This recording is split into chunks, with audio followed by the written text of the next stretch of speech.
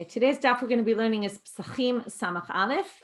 Today's shiur is sponsored by the Segal Nisan Noy family in memory of their father, Rabbi Shmuel Halevi Segal Zichrono Livracha.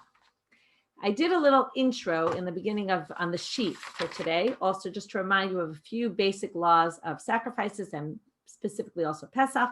So again, just to keep repeating, we have four main avodot, right? There's four main actions that are supposed to happen in the korban. There's many others, but these are the four main ones that are critical: shchita, slaughtering; kabbalah, accepting the blood; holacha, walking it to the altar; and zrika, throwing it on the mizbeach. Again, throwing in different ways, sometimes sprinkling, all different ways, sometimes on the altar, sometimes not on the altar.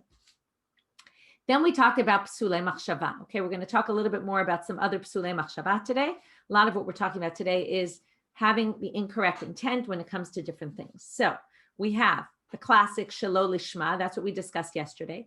If you bring a korban that you designated for a specific, you bring an animal that you designated for a specific sacrifice, and then you changed which sacrifice when you brought it or slaughtered it, you thought, I'm doing this for a different sacrifice. So that's a problem. That's called shinoi kodesh. Then we're going to talk today, start with shinoi ba'alim. What if the korban I designated for myself to bring a sin offering? I did something wrong. I designate an animal, and then when I go to slaughter it, I decide, you know what, I'm going to give this animal and use it to slaughter for somebody else's sin offering. So that is called shinoi ba'alim, where you're slaughtering it for a different owner than it was intended for originally. That's also disqualified. Then we have the classic general, the main ones mentioned in the Torah is pigul, which is you have an intent while you're, let's say, slaughtering, that you're going to sprinkle the blood beyond the time. That's called chutz lizmano, beyond the time. Generally, or this is the law, when you slaughter an animal, the blood has to be sprinkled that day. When we talked the other day, you even have to burn all the parts of it by the end of that day, unless you leave it onto the top of the mizbeach, and that kind of protects it till the next day. But usually everything kind of has to be done that day. So if you think I'm going to sprinkle the blood tomorrow, that's pigul, and that's the pigul that you get karet for. How do you get karet? Not for messing up the korban, but if you then eat the meat of that sacrifice, then you're obligated in karet. We'll learn today something about that, like when the pigul actually kicks in. At what point it's forbidden for you to eat the meat. We'll get back to that later. There's also a pigul, which is chutz limkomo. You think I'm slaughtering this animal now to sprinkle the blood in the wrong place, or to burn the meat on the altar somewhere else, okay? Or to eat the meat outside of its place, at the place where it's allowed, right? There's different ones that were allowed. There's different korbanot. Remember, kodesh have to be eaten within the Temple Mount, whereas the other ones could be eaten outside, all around Jerusalem. Now, then there's certain psulei machshava, and that's what we're going to see in our mission today, that are only for the korban Pesach. Korban Pesach has certain unique laws, like kol arei lo yochal bo. If you're uncircumcised, even if, right, there's cases where people are allowed to be uncircumcised. Let's say they have siblings, that both two brothers who died from a circumcision. So the third one doesn't have to do a circumcision. So he's allowed, but he can't eat the korban Pesach. Okay, it's not like he's forbidden. It's a problem that he doesn't have a brit milah. He's exempt, but not allowed to eat the korban Pesach. Again, we learned this law that you have to be registered. If you're not registered and you think, again, while you're slaughtering, you think, I am slaughtering this animal for either people who are uncircumcised, people who weren't for the wrong group, right? I was thinking of a different group and not the right group, for people who can't eat the korban, okay, and for people who are impure. Now, let's talk about the impurities for just one quick minute. So these are unique to korban Pesach. Now you might say, what do you mean? All korbanot, you can't have a tamei person eating the korban, right? It's a problem in all korbanot. So why is this only by Pesach? There's a special law by Pesach that doesn't exist by all the others when it comes to an impure person. An impure person is allowed, if I'm impure, I can bring a sacrifice. I just don't go to the temple, but I can have a messenger take care of, right? In general, anyway, I don't usually sacrifice the korban. So I usually give it to someone else. They slaughter it, right? As long as I don't do any of the avodot and don't have anything to do with the animal. Remember, animals don't have tumah until they're dead. So as long as I could carry the animal to the temple if I wanted, but right, I can't go beyond the place where anyone who's impure can't go. But someone could do it for me, and I can't eat the meat, but yes, we learned the other day that some people think it's a mitzvah to say to eat the achilat kodashim, but it doesn't mean I could give the meat to somebody else to eat. Okay, I don't have to eat the meat myself. So therefore, if I'm tamei, it doesn't really matter. I could still bring a korban. I can have other people do it. But if I'm impure and it's korban pesach, I have to eat the meat and I can't eat the meat. So then it's again, if you have the intent that I'm doing this for people who are impure, disqualifies the korban. Okay, so that's intro to what we're going to learn today. So the Gemara starts off, we're going to start from Samach Amud Bet toward the bottom, a few lines from the bottom, Ibayelu. Before we start, we just have to remember what we learned yesterday. If I do a korban pesach, shelo l'shem pesach, what do I say? I say I'm sacrificing this for a korban shlamim, for a peace offering. If it's Yud Dalet in the afternoon when I'm supposed to bring it as a korban pesach, it's disqualified. But if I do it any other day of the year, it actually counts as a shlamim because a pesach is just a type of shlamim. So that works. So now comes the Gemara and they say, listen, if what we just said is that if you're doing this korban, I designated the animal for korban pesach, but then I sacrifice it on a day that's not pesach, and I say that I'm doing it, if I do it when it's not pesach and I say I'm doing this for pesach, of course it's invalid because there's no such thing as pesach on a random day.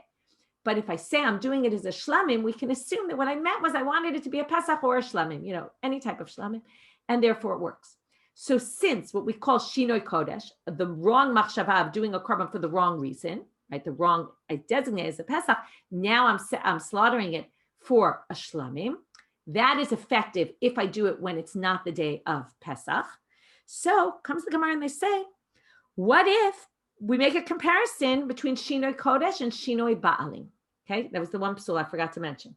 Shinoi Ba'alim is, oh no, I did say it, right? When I bring I did say it. Chatat ha'of, right? I'm sorry, a chatat. I want to bring a sin offering, and then when I go, maybe I didn't say this, I don't know. Anyway, whether I did or didn't, I'll explain it now.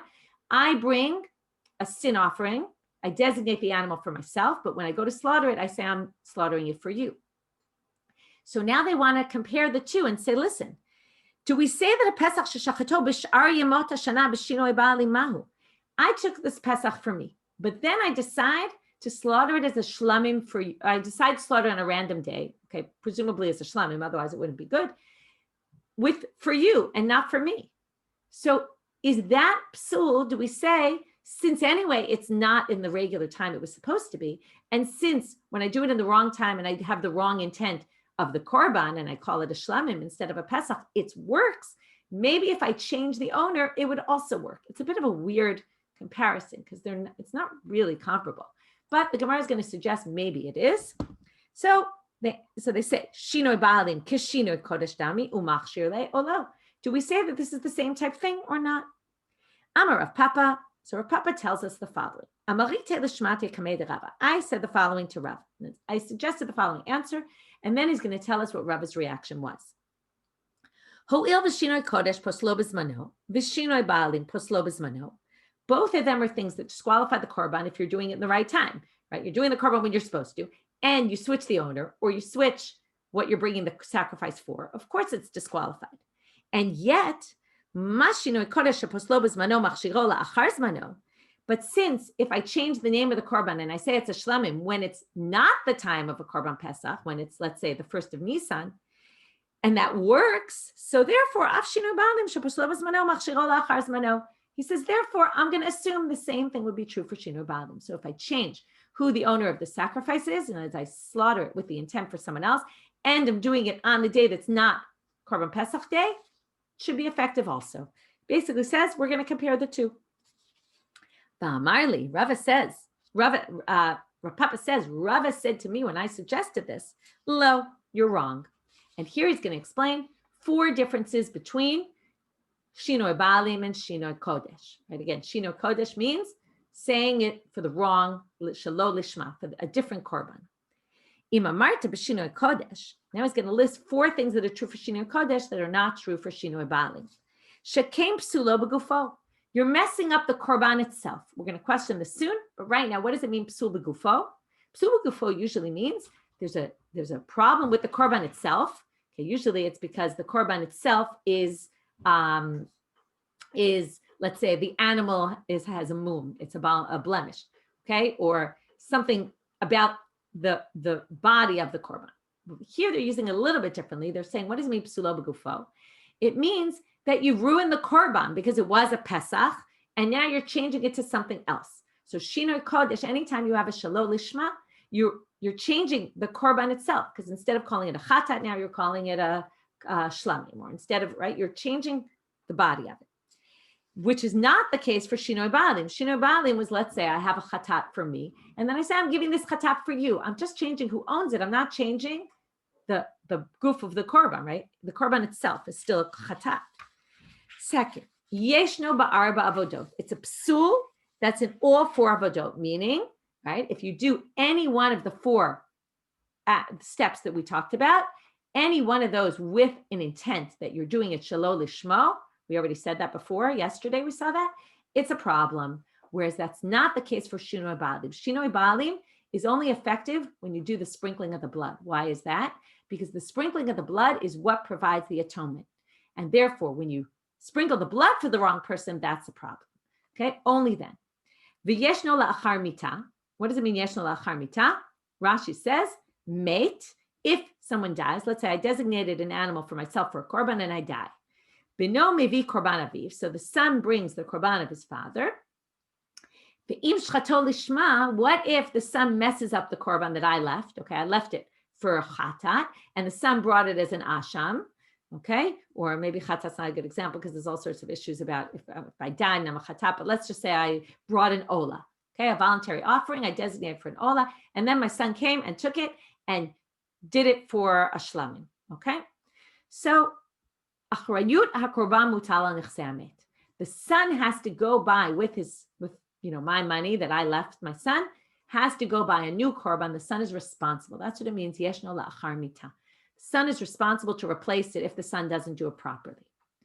So that's only true if he messes it up by shalol lishma, not if he changes the owner. Why would it be different? Because who cares anymore who the owner is? I died, right? So it doesn't matter if he changes who the owner is. So therefore, as long as he brings the korban that I designate for a korban, great. He switches the owner, it doesn't matter because it's not like I really care. You know, it's not like it matters, not that I care or not, but there's no owner anymore. I'm not the owner. V'yeshno b'tzibor k'biyachid. Also, shalol lishma is relevant both in communal offerings and in individual offerings, because any korban that you bring shalol lishma. But tomar b'shinoi balim, this psul is only, we'll see, all these 4 are not true for it. Aim psulo b'gufo. You didn't ruin the korban itself, you just switched owners. Eino ba'arba avodot is only, as we said, in the sprinkling of the blood. Eino la'achar mita. If you switch owners, it doesn't matter because, again, I'm not the owner anymore. I'm dead. So as long as the son brought the sacrifice, it doesn't matter whether he brought it for somebody else. Ve'eino b'tzibor k'biyachid. And it's not true for communal offerings as it is for individual, meaning, right, shinoi balim, when you have a communal offering, it's for everybody. Okay, as opposed to individual offerings, which shinoi balim would be relevant for. But after he makes these 4 distinctions, so basically Rav is saying you can't compare, and therefore shinoi balim shelo bizmano would not help. The fact that it's shelo bizmano and you change the owner, it's a problem. It's disqualified. It's not going to be like lo lishma. So now the Gemara says, wait a minute. Rava brought up 4 differences, but now they're going to say, 2 of these differences are not exactly differences. Why? So he says, even though tarte lavdafka, even though 2 out of the 4 are not such good answers, but tarte miyadafka, but even if we knock 2 off his list, we're still left with 2, and that's still enough of a difference. So what are the 2 that he wants to knock off? I already kind of told you that we were going to knock one of these off. Why is shinoi balim not a psul beguf? Why don't you call it it's a psul in the body of the animal? Because the psula machshava ba'almehi, right? It's you didn't change anything. Remember, what did I say is usually a psul guf? A blemish. There's something physically that changed in the animal. If I change owners of the animal, that's just in my mind. I haven't actually changed anything. That's why it's not called a psula guf. Well, if you say that's why, shinoi kodesh nami psula machshava ba'almehu. Who's to say that Shinoi Kodesh is a psul beguf? I struggle to explain how you could say that Shinoi Kodesh is a psul beguf because it's not exactly a psul beguf. So that's what they're saying. It's not really a psul beguf. It's also just changing in your mind. It's not like a blemish that there's something physically different about the animal. So therefore, knock that one off the list. So we'll see each one we're going to knock off the list. The first one is what you said about Shinoi Kodesh isn't true. And the second one is going to be what you say about Shinoi Baalim isn't necessarily true. V'tu, and furthermore, Had Amar Shinoi Baalim Eino La'achar Mita, that's only true according to one opinion. But Rav Pinchas B'Reid Rav Ami Da'amar, Yesh Shinoi Baalim La'achar Mita Ma'ika Lamemar. There's a different opinion that holds that there is Shinoi Baalim after Mita, meaning if the son took it and sacrificed it for somebody else and not for their dead father, then, sorry, but it's basically, it's messed up. Even though I'm dead, right, it's still going to be an issue. So therefore, Tartimi Adafka Ninu, but there still are two differences, and therefore we're going to stick with Rabba's answer, even though two of the things he says aren't necessarily true. Ella Amarava, so therefore Rabba says, again, we're just repeating, this is finishing up the sugya, Pesach sheshachato b'shar yemot hashana b'shinoi baalim na'asa k'mi she'en lo baalim bizmano u'pasul. So if you shecht it any time of the year with shinoi baalim, it's no different. It's as if you shechted it in its right time with the wrong owners, and that's going to be disqualified. So with that, we end that shinoi baalim is not the same as shinoi kodesh. New Mishnah. Shachato shelo la'ochlav v'shelo leminuyav la'arilim u'litmeim pasul. So this is what I mentioned in the intro, that there's 4 psulim that are unique to Korban Pesach. You do it for people who can't eat it. You do it for people who aren't the right people for this animal, right? They registered for a different animal. You do it for people who are uncircumcised, or you do it for people who are impure. It's disqualified. Le'ochlav v'shelo le'ochlav, leminuyav v'shelo leminuyav, lemulim v'la'arelim, litmeim u'letorim, kasher. But if you include, this is interesting, if you include some who can't eat and some who can eat, then you're fine. So if I include a group and I include a few other people that weren't in the group in my thinking when I'm slaughtering the animal, no problem. It's fine. Okay. If I think about people who can eat it and I include people who can't eat it, also fine.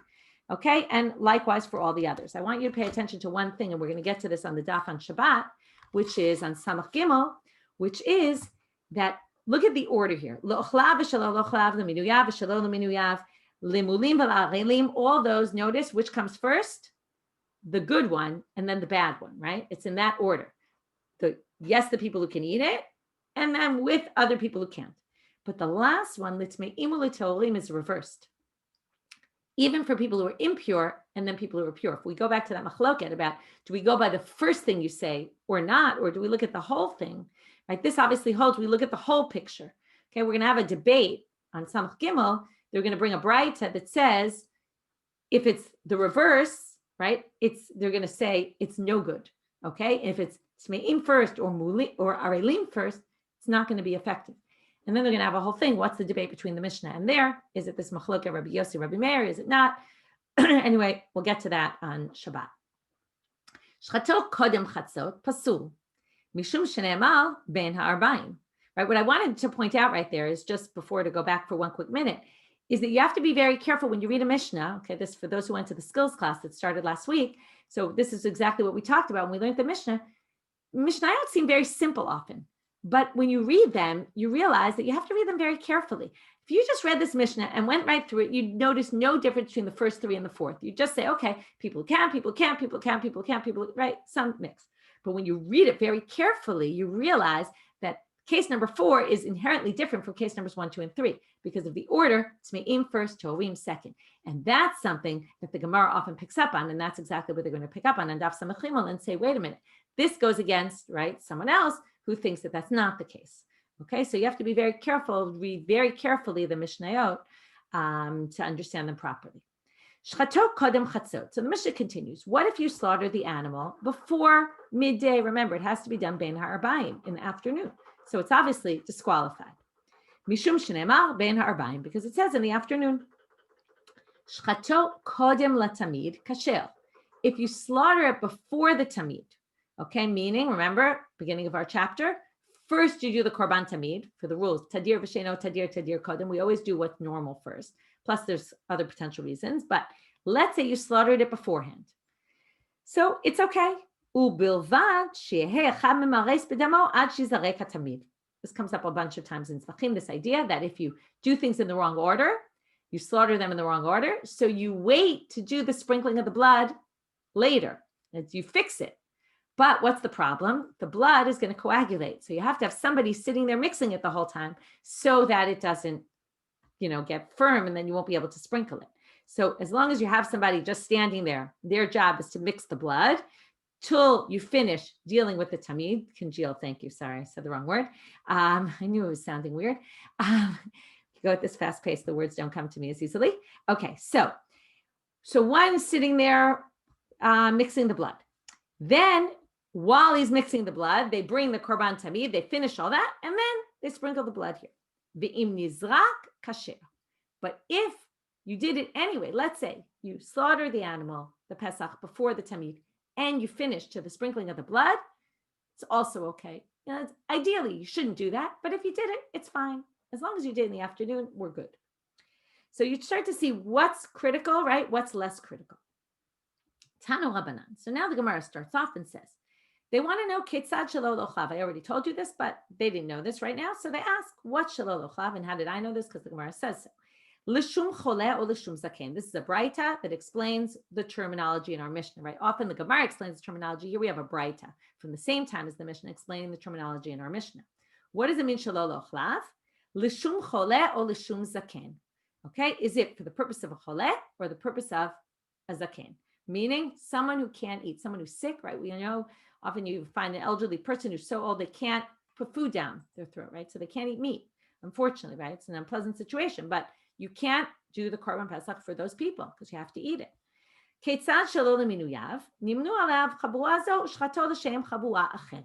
What happened, right? It was designated for one group, and then you accidentally did it with the intent for a different group. So, where do we learn these halachot from? So it says here, Tana Rabbanan, Bim Michsat. Okay, let's read the whole verse. It's Shmot Perek Yubet Pasuk Dalid. It says here, V'im yima'et habayit miyot miseh, v'lakach hu u'shchino ha'karov elav el beito, v'michsat nefashot. Okay, so what do? You go, if you don't have money, so you go to your neighbor, b'michsat nefashot, according to those who are counted for, right? We count bodies. So now everybody, according to their group, right? Each lafi ochlot, according to who eats. Tachosu alaseh, we're going to explain what this means exactly. Okay, notice tachosu and michsat sound like the same root. Okay, so I'm just going to stop for a brief minute because I see a bunch of people asking a question. I'm trying to figure out if this is critical. No, I'm not sure. Okay, I'm not following the one vessel lamp for those who can't eat it. I'm not sure. If someone wants to rephrase a question in a quick way in the chat, if there's something critical, let me know and I'll try to relate to it. I just can't follow all the things. Okay. So now, what happens here? We have bimichsat nefashot. So the Braita says bimichsat melamed she'ena pesach nishchat ela leminuyav. What do we learn from here? The Pesach is only slaughtered for michsat nefashot, according to the number of people. So you have to have that all in advance. You might have thought, okay, it's important to do, but if you don't do it, it's what we call in the language of the Gemara, it's not me'akev. Me'akev means you can't, right? It's a problem. You can't do the korban without it. But maybe it's not a problem. Maybe it's something that's good to do, but not critical. So Talmud Lamar bimichsat tachosu hakatuv shana alav la'akev. Okay, for those who learn tzvachim, this is something that comes up many times, which is in the world of kodshim. Okay, often they distinguish between rules for kodshim and rule. This is one of the main cases: rules for things that go on in the temple versus things that are outside the temple. So one of the differences is that if something is said one time, we assume you're supposed to do it, but if you don't do it, it's okay. But if the Torah repeats something and it appears twice, then we're going to say that is ma'akev. That means you cannot be without this. So because it says michsad and tachosu, same root, says it twice, that's to tell you you can't do without this. Has to be leminuyav. Rebbe darshans this in a different way. He doesn't say the double language. Rebbe Omer lashon sursihu. Tachosu is lashon sursi, which they say is Aramaic. Okay, that the Torah uses something with an Aramaic origin to it. Ke'adam she'omer lechavero kos li taleze. Okay, what does that mean? Tachosu means slaughter, cut. So it means ish lefi ochlo tachosu alaseh. That means when you cut the seh, when you shechted, do it lefi ochlo, according to those who were supposed to eat it, right? And leminuyav, which came up before, really they read it as b'michsat nefashot tachosu alaseh. We'll get to the eating part in a minute, but that means according to exactly those number of people, that's what you're supposed to slaughter, right? Slaughter it with the intent of those people. And so I get, okay, one of the two answers tells us how we know it has to be according to the people who were registered. But what about le'ochlav? How do you know it has to be for people who can actually eat it? So Amar Kra, ish lefi ochlo. That's where we have the lefi ochlo. Tachosu, itkash ochlin leminuyim. However you read it, whatever is true for the minuyim is true for the ochlim because they appear in the same verse, both the registering and according to who can eat. It says lefi ochlo, according to who can eat. Okay, that's that part. Now we're going to move on. The rest of the daf is all, and I made one gigantic chart of it. The next section is talking about shachato lemulin almenat sheyitchapchu bo arelim bezrika. What if you slaughter it? While you're slaughtering, you have the intent, I'm doing it for circumcised people. That's great. But then you think, almenat sheyitchapchu bo arelim. What does that mean? In order that arelim bizrika, in other words, while you're doing the slaughtering, you're thinking about the sprinkling of the blood. And you're thinking, right, this is again, we said yesterday, it was a little hard to understand how the reality of all this. Okay, but the idea being that when you slaughter and you start thinking about the zrika while you're slaughtering and the zrika intent, you think, oh, I'm going to sprinkle this blood of this animal for uncircumcised people. Does that mess up your korban or not? Now, why would you think it wouldn't, right? Zrika is one of the main avodot. You have it for an incorrect intention. So let's see. Rav Chisda Amar Pasul. So he says what we would have probably thought. It's disqualified. Rabba Amal Kasher. Rabba actually thinks it's fine. So let's see. Rav Chisda Amar Pasul. Why? Yesh machshevet arelim b'zrika. The thinking, right? A messed up thought about uncircumcised people is going to be a problem in the sprinkling of the blood. Rabba Amal Kasher. Ein machshevet arelim b'zrika. When it comes to sprinkling the blood, we don't care what you think about regarding uncircumcised people. It's not relevant. Not relevant during the sprinkling of the blood. It's only relevant during the slaughtering. First of all, it makes sense in the verse. What did the verse say? Right? First of all, it was talking about slaughtering there. And then it says also, that's not the verse that talks about Arelim, but more importantly, it says by Arelim, Kol arel lo yochal bo. It relates to the eating. An uncircumcised person can't eat it. So you might think, maybe you can sprinkle the blood for them. They just can't eat it. So maybe when you're thinking about slaughtering, a thought about arelim, if you slaughter it with the intent of arelim, since slaughtering permits you to eat the food, right? Without slaughtering, you can't eat the food. So when it comes to eating, that's a relevant factor. But when it comes to sprinkling the blood is an atonement kind of thing. No one ever said an arel can't be involved in, right? It says he can't eat it, just eating. Zrika has nothing to do with eating. So that's going to be the debate between them, and we're going to see where they try to prove it from. This is going to take a little while to understand the proofs, so be patient. So just keep in mind that right now, Amar Rabba mina aminala. What we want to know right now is where does Rabba get, and we're going to use the same source. Rabba and Rav Chisda are going to understand the same source. We're going to quote a Braita, and each one is going to explain how they learned. The Braita is very unclear, how they learned from the Braita their opinion. Again, Rabba saying, there's arelim has nothing to do with zrika. When you sprinkle the blood, it doesn't matter if you think about arelim and uncircumcised people. And Rav Chisda is going to say it does. And they're each going to, normally we have a machloket, you see not such extreme differences. This is going to be very extreme differences between the two. Comes Rav Ashi and he's going to say you're both too extreme. And this isn't right what either of you are saying. And then Rav Ashi in tomorrow's daf, today we'll get to Rav Ashi's question. In tomorrow's daf, we're going to see how Rav Ashi explains their machloket in a different way, because he says it can't possibly be that this is what they're saying. So let's start with this Braita. It's a bit of a confusing Braita, although not really. It's just, I would say, a long-winded source. So here comes the Braita. Ditanya. Yachol yifsol b'nei chabura habeinimo. Vidinhu. Okay, you might have thought what? That when you have, if let's say we have a group that has some uncircumcised people and some circumcised, right? I know many of us are women and this whole thing doesn't really relate to us so much, but we're in a group where there's some men who are circumcised and some men who are uncircumcised. You might have thought that maybe that messes us up, right? Because we have, right now, this is our Mishnah. Remember, our Mishnah said it doesn't mess you up. Remember, limulim villa arelim is kasher. As long as you involve both, it's okay. So this is a classic midrash halacha type of source. It's from the same time of the Mishnah, but instead of the Mishnah just simply saying it, this goes to how we derive it from the Torah, and it starts with a question. Okay, and they know the answer probably, but they're starting it in question format.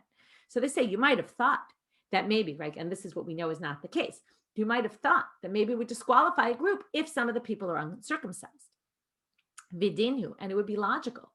Ho'il ve'orla poselet, vituma poselet. Okay, now, because orla disqualifies and tuma disqualifies, ma tuma lo asaba miktzat tuma kechol tuma, af orla lo asaba miktzat orla kechol orla. This is part of the question still. The first side of the question is to say, let's compare it to impurity. Now, we know by impurity, and this is kind of funny because we don't really know this yet, but they're assuming we know this. And tomorrow's stuff, we'll get to how we know this. But right now, they're taking it as a given that we know that Tmeim, if you say, I'm doing this for impure people and for pure people, it's fine. It works. It's effective. So therefore, why don't we learn Arelim from Tmeim, right? Just like Tmeim can't eat the Korban Pesach and can't be part of it, and uncircumcised people can't be part of it. But yet, if when you included also pure people and impure people, it's effective. Likewise, if you include also circumcised and uncircumcised, it should be fine. Or maybe you'll say, let's compare it to something else that wouldn't be the case. Ho'il ve'orla poselet, uzman posel. Okay, now, we talked before about zman. That means if I think while I'm slaughtering, I'm going to sprinkle the blood in the wrong time, or I'm going to eat it in the wrong time, or something like that. Now, mazman, asaba miksat zman, kichol zman. Let's say, okay, or pigul is a problem. This is pigul, right? You have an intent, I'm going to eat it in the wrong time, or sprinkle the blood in the wrong time, or something. If I do that and I think about a kizayit of meat, I don't even think about the whole animal. I just think about part of it.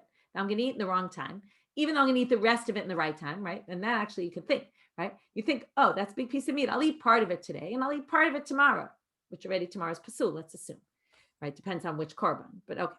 So if you do that, it's pigul. It doesn't matter. You've messed up the korban. It doesn't make a difference that part of it was okay.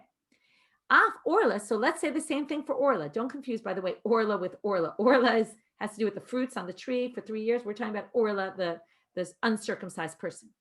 So likewise, uncircumcised people, asama miksad orla kechol orla. Why don't we compare it to zman? And zman, it would be part, would mess up the whole thing. So maybe also here, thinking about arelim and mulim, circumcised and uncircumcised, maybe would mess it up.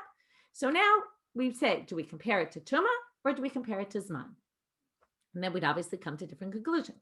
So they're now going to say, and they're going to continue with both options. Let's try to think which one it's more similar to. Danim davar she'eno noheg b'chol hazvachim midavar she'eno noheg b'chol hazvachim. Va'al yochiach zman she'noheg b'chol hazvachim. Okay, this is why I charted it out in the beginning, and I said there's certain psulei machshava, thinking, right, when your thoughts can mess up a sacrifice, that are unique to Korban Pesach. What are those? Tmeim and Arelim are both on that list. So let's compare it to something that's more similar, where it's unique to Korban Pesach, rather than Zman, which is applicable to every single sacrifice. Oh, as I said, we're going to now say, or maybe kalech l'derech zo, or maybe you could go the other way. Danim davar shelo hutar michlalo midavar shelo hutar michlalo va'al tuchiach tum'ah shutra michlala. Tumah has a unique leniency. What is that? When it comes to most of the community is tmeim, impure, or most of the kohanim are tmeim, and they can't do the avoda, we allow it. This is what we call tum'ah hutcha b'tzibur. If we have a communal offering to bring, we allow, if most of the people are tmeim, we basically say it's as if everyone's tolim. Okay, we basically revert back to saying everything's fine. Okay, so it's a very unique halacha. But what it means is there's a huge leniency by Tumah, and that leniency does not apply by Orla. You can't say if most of the people are uncircumcised, everyone can eat the Korban Pesach. Nobody says that. And if most of, Zman, you're Mafaga, most of the Korbanot, you wouldn't say that's okay. So those two maybe go together, and Tumah's on the outs. So again, we see all different options. Talmud lomar zot. So the Braita ends with a very ambiguous statement. That's why it says in the verse zot. Okay, well, first of all, let's just read the psukim and let's understand what they're referring to. So in the beginning of the section Shmot Yubet, pasuk mem gimel, it says, "Vayomar Hashem Moshe v'Aaron zot chukat Pesach." These are the laws of Pesach. Starts kol ben nechar lo yochabo. You can't have a non-Jew eating it. Then it says some other psukim, and then 5 psukim later it says in memchet, "V'chi yagor itcha ger," and if a ger lives among you, v'asa Pesach LaHashem, himo lo kol zachar, they have to do circumcision. V'az yikrav lasoto v'ayak ezrach haaretz, and here comes our pasuk.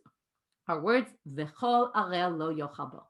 So it says v'chol arel lo yochabo, but then it also says v'zot. So the question is, how do we, this was the Braita, how do we understand this? So comes Rabbanit, he says, my zot, what is this zot coming to teach us? Ilema dekula orla pasla miktsata lo pasla. If you wanted to say, and if you want to say it's coming to teach you that only if you have only if you think the entire group is arelim, all right, I'm doing this, I'm slaughtering this for only uncircumcised people, and miktsata lo pasla, only then it'll be pasul. But if I use arelim and mulim, like our Mishnah said, and I think about a group of people that includes uncircumcised people, but it also includes circumcised people, then it'll be okay. But that we don't learn from vizot. Why? Ha mi bechol arel nafka. You learn that from the words bechol arel. What is bechol arel? They understand bechol arel and all circumcised. That means only if you think about all being circumcised are you disqualifying. Okay, so therefore can't learn that from vizot.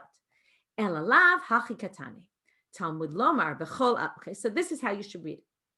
Talmud lomar. So now we're just repeating. V'chol arel kula orla pasla miktsata lo pasla. From the pasuk v'chol arel, that teaches you if you're slaughtering the animal and you think I'm going to slaughter it for everybody who's all the people who are uncircumcised, right? And you're only thinking of uncircumcised people, it's disqualified. But anything less than that would be fine.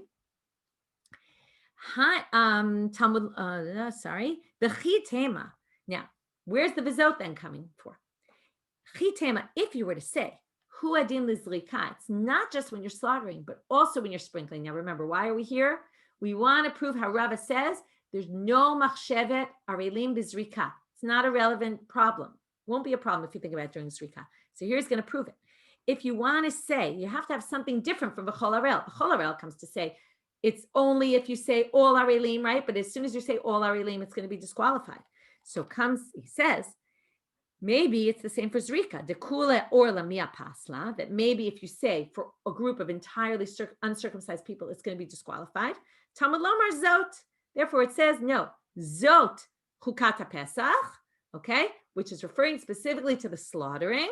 Bishchita dekula orla mia pasla, aval zrika afilu kula orla nami lo pasla. So he comes to one extreme and he says, when it comes to zrika, there's no problem of arelim because kol arel lo yochalbo. It's only things having to do with eating. It's not relevant for zrika. Zot comes to limit and say that law of kol arel, that if you say it's for a full group of uncircumcised people, it's disqualified, is only a disqualification when it comes to slaughtering, not a disqualification when it comes to sprinkling the blood. The chitem, a last line of his, my kula de zrika. Why is there a leniency by zrika? Because there's no, right, it's the machshava messing up uncircumcised people has to do with eating, and eating is not relevant for, right, there's different, you can almost say it like this, there's different elements of the korban. There's the part, there's the element of getting to eat, and there's the element of the sprinkling of the blood, which provides you with atonement. Even this sacrifice doesn't really have atonement associated with it, but it kind of finishes off the korban. That has nothing to do with eating it. For Reb Chisda, adraba. He says, and as I told you, he's going to be on the opposite extreme. Le'idach gisa. Talmud lomar v'chol arel kula orla pasla miktsata lo pasla. He starts from the same point, okay? And that's the point, by the way. The one point they both agree on is the one point that Rav Ash is going to disagree, okay? Their agreement is v'chol arel means only if you say all arelim is it going to be a problem. But if it's only some, it won't be a problem. Aval zrika, but when it comes to zrika now, if he's going the other extreme, what's he going to say? We're going to be more stringent in zrika. Why? Because zrika is the main part of the sacrifice of the korban. Shchita is just, allowing us to do the rest. But zrika, that's the main thing. That's where you get the atonement from. It's the central part. Aval zrika afilu miktsata nami pasla. So if you think while you're sprinkling the blood that I'm doing this for both circumcised and uncircumcised people, disqualified. Okay, it's not a disqualification by shchita, but it is by zrika. And that's where he proves it from Zot. Let's see.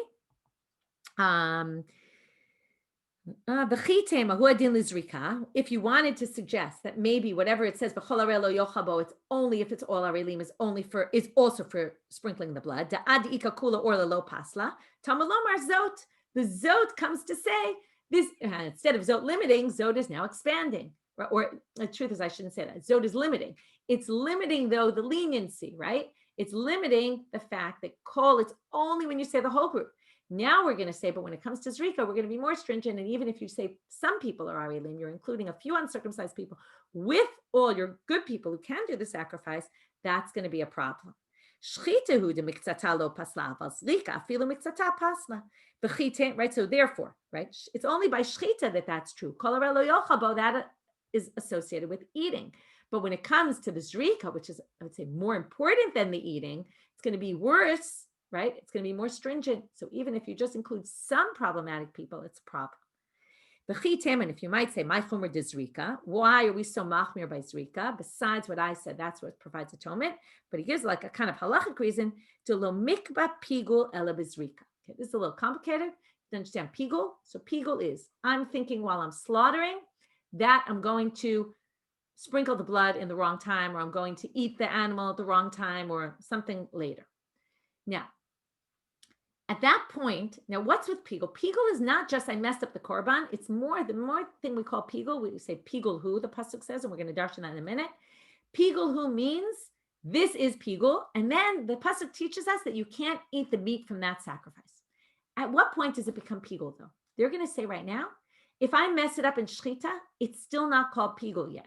It's only called pigul after I sprinkle the blood. And that's because of this halacha we're going to learn more in Zvachim, which is that if I because it says pigul hu, that teaches you it's pigul only because I messed it up by pigul. But if I mess it up for some other reason, let's say I'm slaughtering the animal and I slaughter it with a pigul machshava that I'm going to sprinkle the blood in the wrong time.